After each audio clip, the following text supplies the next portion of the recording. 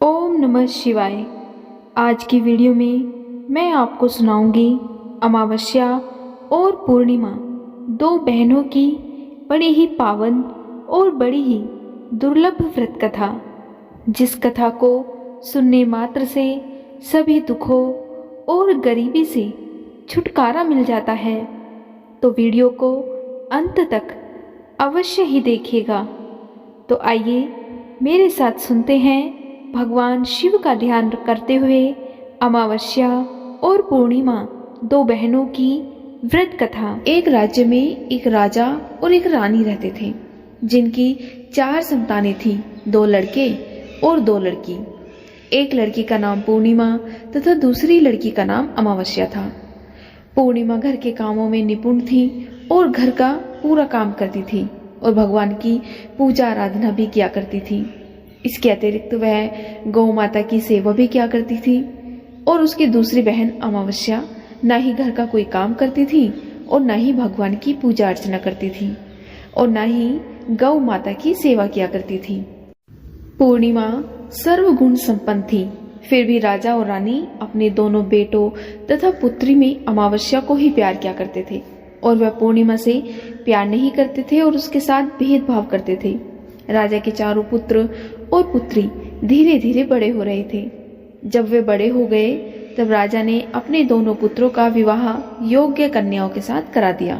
पुत्रों के विवाह के पश्चात एक दिन रानी ने राजा से कहा कि अब दोनों पुत्री विवाह के योग्य हो गई हैं और इन दोनों का विवाह भी करा देना चाहिए। लेकिन पुत्री अमावस्या का विवाह किसी बड़े खानदान में करवाना और पूर्णिमा का विवाह किसी गरीब परिवार में कराना, क्योंकि पूर्णिमा को केवल भगवान की पूजा पाठ करना ही पसंद है और गाय की सेवा करना पसंद है। अब रानी ने राजा को दोनों पुत्रियों का रिश्ता तय करने के लिए भेज दिया। राजा ने अपने पड़ोसी राज्य में जाकर वहां के राजा के पुत्र से अमावस्या का रिश्ता तय करा दिया और वहीं पास के गांव में जाकर एक गरीब परिवार के लड़के से अपनी दूसरी पुत्री पूर्णिमा का रिश्ता भी तय कर दिया। यह सारी बात जाकर राजा ने अपनी रानी से बताई तो रानी यह सोचने लगी कि अब देखते हैं कि भगवान इसकी मदद कैसे करते हैं। यह बहुत ही पूजा पाठ करती है और भगवान के ध्यान में मग्न रहती है। पूर्णिमा का भाई और उसकी भाभी पूर्णिमा से बहुत प्यार करते थे, क्योंकि पूर्णिमा उनके घर के कामों में उनका साथ देती थी और कामों में उनका हाथ बटाती थी। और वहीं उसकी दूसरी बहन अमावस्या उन पर अपना रोब जमाती थी और घर का कोई भी कार्य नहीं करती थी। इसी प्रकार कुछ समय बीत जाने के बाद दोनों पुत्रियों का विवाह हो गया। राजा और रानी की विवाह के बाद अपनी दोनों पुत्रियों को विदाई करने का समय आता है। विदाई देते समय राजा और रानी अपनी पुत्री अमावस्या को बहुत सारा धन और दौलत देकर विदा करते हैं। वहीं दूसरी पुत्री पूर्णिमा को कुछ भी नहीं देते और खाली हाथ अपने घर से विदा कर देते हैं। इसके बाद दोनों बहनें अपने अपने ससुराल में चली जाती हैं। इसी प्रकार कुछ दिन बीतते जाते हैं और एक दिन अमावस्या अपने घर पर शिव जी की कथा रखती है, जिसमें वह सभी गांव वालों को निमंत्रण देती है और अपनी बहन पूर्णिमा को नहीं बुलाती। जब गांव की सभी औरतें अमावस्या के यहाँ जाती हैं तो यहाँ पर सब दृश्य पूर्णिमा अपने घर के दरवाजे के बाहर बैठकर देख रही होती है। तब वहां से गुजर रही औरतें पूर्णिमा से कहती हैं कि तुम्हारी बहन के यहाँ शिव जी की कथा रखी है, क्या तुम नहीं चलोगी? तब पूर्णिमा उनकी बात सुनकर कहती है कि उसने मुझे निमंत्रण नहीं दिया है, इसीलिए मैं नहीं जा सकती। इस पर सभी गांव की औरतों ने पूर्णिमा से कहा कि बुलावा नहीं आया तो क्या हुआ, भगवान शिव की कथा है, इसमें तो कोई भी जा सकता है, अतः तुम हमारे साथ चलो। तब गांव की सभी औरतों की बात मानकर पूर्णिमा भी उनके साथ भगवान शिव की कथा में अमावस्या के घर चली जाती है। जब अमावस्या की नजर पूर्णिमा पर पड़ती है तो वह उससे कहती है कि तुम यहाँ कैसे चली आई, मैंने तो तुम्हें नहीं बुलाया। अब खैर कोई बात नहीं, तुम आ ही गई हो तो चुपचाप बैठी रहना। और यह कहते हुए अमावस्या पूर्णिमा की गरीबी का मजाक उड़ाती है। भगवान शिव से वह हाथ जोड़कर मन ही मन विनती करने लगी, हे भगवान, क्या पूजा पाठ करना, घर का काम करना और गाय की सेवा करना यह सब गलत है। आखिर मेरा कसूर क्या है? आप कब कृपा करेंगे मुझ पर? पूर्णिमा बारंबार भगवान से यही कहती रही। जितने में शिव चर्चा पूरी हो गई, अब अमावस्या भगवान का प्रसाद बांटने लगी तो उसने सबको भगवान का प्रसाद दिया, लेकिन पूर्णिमा को नहीं दिया। पूर्णिमा बिना प्रसाद के ही घर लौटने लगी तो रास्ते में उसने सोचा कि बच्चे प्रसाद मांगेंगे तो मैं उन्हें क्या कहूंगी। उसने सोचा कि मैं अपने मायके, अपने भाई और भौजाई के यहाँ जाऊंगी और वहां से बच्चों के लिए कुछ लेकर आऊंगी। ऐसा सोचते हुए वह अपने घर आ गई और उसने अपने पति और बच्चों से कहा कि मैं अपने मायके जा रही हूँ। उन्होंने कहा ठीक है, और पूर्णिमा मायके के लिए रवाना हो गई। चलते चलते एक चबूतरा आया जिस पर एक तुलसी का पौधा लगा हुआ था और उस चबूतरे पर एक बूढ़ी औरत बैठी हुई थी। वह कोई और नहीं, साक्षात तुलसी माँ ही थी। उस बूढ़ी औरत ने पूर्णिमा से कहा कि बेटी, तुम कौन हो और कहाँ जा रही हो? तब पूर्णिमा ने अपना परिचय दिया तो उस बूढ़ी औरत ने पूर्णिमा से कहा, यह तुलसी का पौधा सूख रहा है, इसमें थोड़ा पानी डाल दो और इस चबूतरे की साफ सफाई कर दो, जिससे मुझे थोड़ी ठंडक मिलेगी। पूर्णिमा ने कहा ठीक है माँ जी। उसने तुलसी में पानी डाला, चबूतरे को साफ किया और उस बूढ़ी औरत को भी नहला दिया और उसके पैर दबाए और कहा कि और क्या काम है माँ जी? उसने कहा कुछ नहीं, अब तुम जाओ और वापस आते समय मुझसे मिलकर जाना। पूर्णिमा ने कहा ठीक है माँ जी, और वह वहां से रवाना हो गई। तो चलते चलते आगे एक शिव मंदिर आया। वहां पर भी एक बूढ़े बाबा मिले जो चबूतरे पर बैठे हुए थे। वह बूढ़े बाबा कोई और नहीं, साक्षात भगवान महादेव थे। उन्होंने पूर्णिमा से कहा, बेटी तुम कौन हो और कहाँ जा रही हो? पूर्णिमा ने अपना परिचय दिया। फिर उस बूढ़े बाबा ने पूर्णिमा से कहा, इस चबूतरे और इस मंदिर की साफ सफाई कर दो।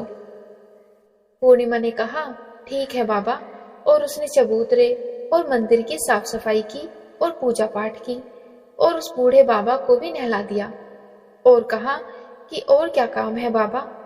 तब उस बूढ़े बाबा ने कहा कि कुछ नहीं बेटी, अब तुम जाओ और वापस आते समय मुझसे मिलकर जाना। पूर्णिमा ने कहा ठीक है। आगे चलते चलते काली माँ का मंदिर मिला। वहां भी एक बूढ़ी औरत चबूतरे पर बैठी मिली। उस बूढ़ी औरत ने पूर्णिमा से कहा कि बेटी तुम कौन हो और कहाँ जा रही हो? पूर्णिमा ने उस बूढ़ी औरत को अपना परिचय दिया। तब उस बूढ़ी औरत ने पूर्णिमा से कहा कि बेटी, यहाँ सब पूजा पाठ करने तो आते हैं, लेकिन मंदिर की साफ सफाई कोई नहीं करता, इसलिए इस चबूतरे और मंदिर की साफ सफाई कर दो। पूर्णिमा ने कहा ठीक है माँ जी। तब पूर्णिमा ने मंदिर और चबूतरे की साफ सफाई की और पूजा पाठ किया और माता का श्रृंगार किया और उस बूढ़ी औरत को नहला दिया और बूढ़ी औरत के पैर दबाए। तब पूर्णिमा ने कहा कि और क्या काम है माँ जी? तब उस औरत ने कहा कि कुछ नहीं, अब तुम जाओ और वापस आते समय मुझसे मिलकर जाना। तब पूर्णिमा ने कहा ठीक है माँ जी। इसके बाद वो वहां से चली गई और थोड़ा आगे चलते चलते एक नदी आई। नदी के किनारे भी एक बूढ़ी औरत बैठी हुई थी। वह साक्षात गंगा मैया थी। उस बूढ़ी औरत ने कहा, तुम कौन हो बेटी और कहाँ जा रही हो? तब पूर्णिमा ने अपना परिचय दिया। इसके बाद उस औरत ने पूर्णिमा से कहा, इस नदी पर स्नान करने तो सब आते हैं, लेकिन यहाँ साफ सफाई कोई नहीं करता, इसलिए तुम इस किनारे पर साफ सफाई कर दो। तो पूर्णिमा ने कहा ठीक है माँ जी। पूर्णिमा ने वहां पर साफ सफाई की और उस बूढ़ी औरत के पैर दबाए और कहा कि और कुछ काम है माँ जी? तब उस बूढ़ी औरत ने कहा कि कुछ नहीं बेटी, अब तुम जाओ और वापस आते समय मुझसे मिलकर जाना। इसके बाद पूर्णिमा नाव में चढ़ने लगी तो नाव फूलों से सजी हुई थी। वह नाव में बैठकर नदी के दूसरे किनारे पर उतर गई। इसके बाद वह अपने पीहर के घर पहुंची। वहां पर पूर्णिमा के भाई और भौजाइयों ने उसे देखा तो वो बहुत खुश हुए और उन्होंने पूर्णिमा की बहुत खातिरदारी की और खूब सारी बातें करते हैं और कहा कि बच्चों को भी साथ लेकर आती। इसके बाद सब खाना खाकर सो जाते हैं और सुबह जब पूर्णिमा ने अपने ससुराल जाने के लिए कहा तो भाभीियों ने उसे एक लाल साड़ी दी और एक थैले में बच्चों के लिए कपड़े और खाने पीने के लिए कुछ सामान रख दिया और कहा कि तुम बहुत दिनों के बाद आती हो, जल्दी जल्दी आया करो। तब पूर्णिमा ने कहा ठीक है। इसके बाद पूर्णिमा की भाभीियों ने पूर्णिमा के हाथ में थैला दिया और कहा कि जाओ और वापस जल्दी आना। इसके बाद पूर्णिमा वहां से रवाना हुई और उसी नदी के किनारे पर पहुंच गई। नाव में बैठकर नदी के दूसरे किनारे पर उतर गई। वहां पर उतरने के बाद पूर्णिमा को वही बूढ़ी माँ मिली जो साक्षात गंगा मैया थी। उस बूढ़ी माँ ने कहा, आ गई हो बेटी? पूर्णिमा ने कहा, हाँ मैं आ गई। तो उस बूढ़ी माँ ने पूर्णिमा को एक थैला दिया और कहा कि इसे तुम अपने घर ले जाकर ही खोलना। पूर्णिमा ने कहा, ठीक है माँ जी। अब पूर्णिमा के पास 2 थैले हो गए। उन्हें लेकर वहां से रवाना हुई। पूर्णिमा अब आगे चली तो वही काली माँ का मंदिर आया। वहां भी काली माँ बूढ़ी माँ के रूप में बैठी हुई थी। उसने कहा, आ गई बेटी? पूर्णिमा ने कहा, हाँ माँ जी मैं आ गई। तो काली माँ ने भी एक थैला दिया और कहा कि इसे घर ले जाकर ही खोलना। पूर्णिमा ने कहा, ठीक है माँ जी। और अब पूर्णिमा के पास 3 थैले हो गए। पूर्णिमा ने एक थैला सर पर लिया और एक हाथ में ले लिया और वहां से रवाना हुई। आगे चली तो आगे वही भगवान शिव का मंदिर आया। वहां पर भगवान शिव बूढ़े बाबा के रूप में बैठे हुए थे। तो उन्होंने कहा, बेटी आ गई? तो पूर्णिमा ने कहा, हाँ बाबा मैं आ गई। तो उस बूढ़े बाबा ने भी पूर्णिमा को एक थैला दिया और कहा कि इसे अपने घर ले जाकर ही खोलना। पूर्णिमा ने कहा, ठीक है बाबा। अब पूर्णिमा के पास 4 थैले हो गए। भला वो अकेली 4 थैलों को कैसे ले सकती थी? इसलिए उसने अपनी पुरानी साड़ी निकाली और उन 4 थैलों को साड़ी में इकट्ठा बांध लिया। और अब पूर्णिमा वहां से रवाना हुई और थोड़ा आगे चली तो वही तुलसी माँ बूढ़ी औरत के रूप में बैठी हुई मिली। उसने पूर्णिमा से कहा, आ गई हो बेटी? तो पूर्णिमा ने कहा, हाँ माँ जी मैं आ गई। तो तुलसी माँ ने भी पूर्णिमा को एक थैला दे दिया और कहा कि इसे घर ले जाकर ही खोलना। पूर्णिमा ने कहा, ठीक है माँ जी। अब पूर्णिमा के पास 5 थैले हो गए। पूर्णिमा वहां से रवाना हुई और सीधे अपने घर आ गई। पूर्णिमा ने थैलों को नीचे रखा और सबसे पहले अपने मायके का थैला खोलकर देखने लगी तो उसमें बच्चों के लिए अच्छे अच्छे कपड़े और बच्चों के खाने पीने की चीजें और कुछ गहने थे। पूर्णिमा ने अपने बच्चों को वो नए नए कपड़े पहनाए और खाने पीने की चीजें दी तो बच्चे बहुत खुश हुए। अब पूर्णिमा ने दूसरा थैला खोला जो उसे गंगा माँ ने दिया था। उसमें सोना और चांदी भरा हुआ था। अब पूर्णिमा ने तीसरा थैला खोला जो उसे काली माँ ने दिया था। उसमें 16 श्रृंगार का सामान भरा हुआ था। अब पूर्णिमा ने चौथा थैला खोला जो भगवान शिव ने उसे दिया था। उसमें धन संपत्ति और वो सारी खुशियां भरी हुई थी। अब पूर्णिमा ने 5वां थैला खोला जो उसे तुलसी माँ ने दिया था। उसमें चावल, दाल और 7 प्रकार का धान भरा हुआ था। अब पूर्णिमा के घर में किसी भी चीज की कमी नहीं रही थी और उसका घर धन धान्य से परिपूर्ण हो गया। अब पूर्णिमा और उसका परिवार खुशी खुशी रहने लगा। अब पूर्णिमा के मन में विचार आया कि क्यों ना मैं भी अपने घर शिव चर्चा कराऊं और शिव चर्चा का कार्यक्रम रखा। पूर्णिमा ने गांव से सभी को बुलाया और अपनी बहन के घर भी गई। अपनी बहन को बुलाने के लिए अब अमावस्या, अपनी बहन के घर शिव चर्चा में आई तो उसने देखा कि पूर्णिमा के घर में किसी भी चीज की कोई कमी नहीं है।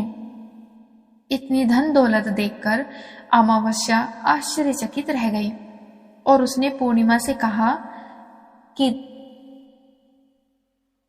तुम्हारे घर में इतनी धन दौलत कैसे आई? पूर्णिमा ने कहा, देखो बहन, तुमने शिव चर्चा रखी और उसमें मुझे नहीं बुलाया, तो भी मैं बिन बुलाए तुम्हारे घर आई और तुमने भगवान का प्रसाद तक मुझे नहीं दिया और तुमने मेरी गरीबी का मजाक भी उड़ाया। उसके बाद मैं जब अपने घर जा रही थी तो रास्ते में मेरे मन में विचार आया कि घर पर बच्चे जब प्रसाद मांगेंगे तो उन्हें मैं क्या कहूँगी। इसलिए मैंने सोचा कि मैं अपने मायके जाऊंगी और मैं अपने मायके चली गई और जो कुछ भी घटना हुई वह सब अमावस्या को बता दी। तब अमावस्या ने पूर्णिमा से कहा कि तुम भी मुझे प्रसाद मत दो और मुझे डांटो, लेकिन पूर्णिमा ने कहा कि यह तो भगवान का प्रसाद है, मैं तो सबको दूंगी और तुम्हें भी दूंगी। फिर भी अमावस्या ने प्रसाद भी नहीं लिया और वह सीधे अपने घर चली गई। घर जाकर अपने बच्चों से कहकर वह अपने मायके जाने के लिए रवाना हो गई। चलते चलते रास्ते में वही तुलसी माँ मिली जो चबूतरे पर बूढ़ी माँ का रूप धारण करके बैठी हुई थी। उस बूढ़ी माँ ने अमावस्या से कहा, बेटी तुम कौन हो और कहाँ जा रही हो? यह तुलसी का पौधा सूख रहा है, इसमें थोड़ा सा पानी डाल दो और इस चबूतरे की साफ सफाई कर दो। इस पर अमावस्या ने कहा, ए बुढ़िया, तुझे दिखाई नहीं देता मैंने कितनी महंगी साड़ी पहन रखी है, यह गंदी हो जाएगी। ऐसा कहकर वह आगे चली तो भगवान शिव मिले, उनको भी उसने ऐसा ही कह दिया। उसके बाद आगे चली तो काली माँ मिली, काली माँ को भी उसने ऐसा ही कह दिया। उसके बाद आगे चली तो गंगा मैया मिली, गंगा मैया को भी उसने ऐसा ही कह दिया। इसके बाद वह नाव में बैठने लगी तो नाव में फूलों की जगह कांटे थे जो उसके पैरों में चुभ गए और वह दूसरे किनारे पर उतरकर अपने मायके चली गई। जब वहां उसके भौजाइयों ने देखा तो वो आपस में धीरे से बोली कि काम की न काज की, 2.5 सेर अनाज की, ये बला कहाँ से आ गई? अब आ ही गई है तो ठीक है। पूर्णिमा तो अपने काम में हाथ बटाती थी, यह कोई काम तो करेगी नहीं। अब उन्होंने खाना बनाया और खाकर सो गए। अमावस्या सुबह उठी और अपने भौजाइयों से कहा कि मैं अपने ससुराल जा रही हूँ।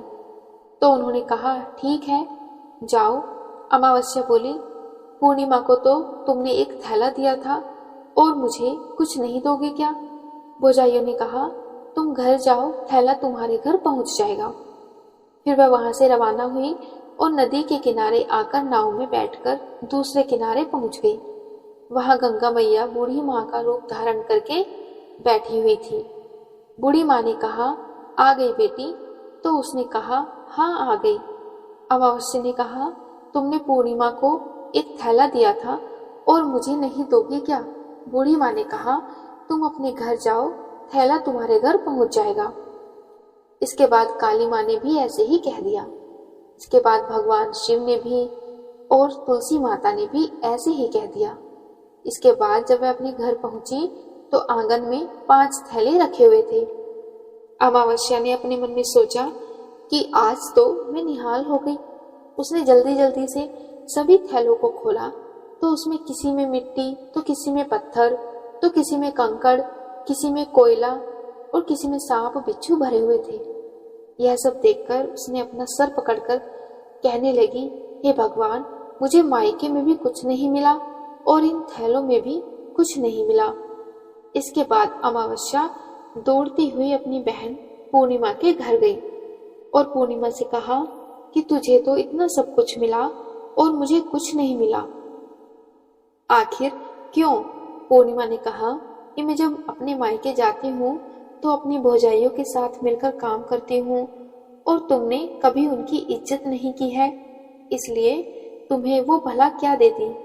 और इसके बाद तुमने गंगा माँ को ठुकरा दिया, काली माँ को भी ठुकरा दिया और भगवान शिव को भी ठुकरा दिया और तुलसी माँ को भी ठुकरा दिया, इसलिए उन्होंने भी तुम्हें कुछ नहीं दिया।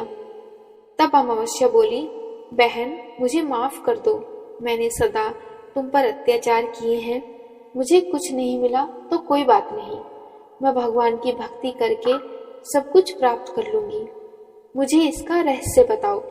तो पूर्णिमा ने कहा, तुम 3 सूत्र का ज्ञान ले लो। पहले सूत्र में दया मांगना, और दूसरे सूत्र में चर्चा करना, और तीसरे सूत्र में 108 बार ओम नमः शिवाय का जाप करना। बहन, भगवान ने जो 3 सूत्र दिए हैं, इनको अपने हृदय में बसा लेना। मैंने सच्चे मन से भगवान की पूजा पाठ की, इसीलिए मेरे पास कुछ नहीं था, फिर भी भगवान ने मुझे सब कुछ दे दिया। और तुम्हारे पास जो सब कुछ था वो भी खत्म हो गया। अपनी बहन पूर्णिमा की बात सुनकर अमावस्या अपने घर गई और भगवान का पूजा पाठ करने लगी, और भगवान शिव से माफी मांगने लगी, और गौ सेवा करने लगी, और दूसरों की मदद भी करने लगी। तो ये थी अमावस्या और पूर्णिमा, 2 बहनों की कथा। उम्मीद है आपको वीडियो पसंद आया होगा। अगर आपको वीडियो पसंद आया हो तो वीडियो को लाइक और चैनल को सब्सक्राइब करें, और अपने दोस्तों के साथ शेयर करें। धन्यवाद।